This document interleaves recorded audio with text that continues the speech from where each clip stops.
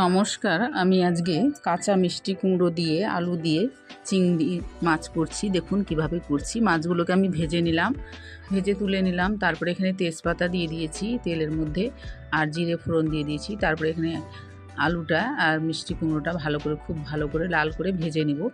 ভেজে এটা তুলে নিব। তুলে নেওয়ার পরে তারপরে এখানে বেশি করে একটু তেল দিব।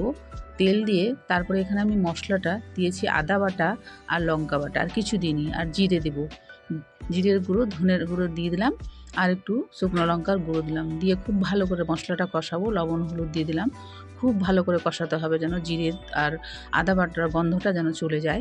তারপরে মাছটাকে আর সবজিটাকে, মিষ্টি কুমড়োটাকে একসঙ্গে দিয়ে খুব ভালো করে কষাবো। তারপরে এখানে কষিয়ে আমি খুব ভালো করে কষিয়ে জল দিয়ে দেবো। জল অতটা দিব যেন সবজিটা সেদ্ধ হয়ে যায়। আপনি যতটা ঝোল খেতে ভালোবাসেন ততটা দেবেন। যদি ভালো লাগে লাইক, শেয়ার, কমেন্ট করবেন আর সাবস্ক্রাইব করতে ভুলবেন না।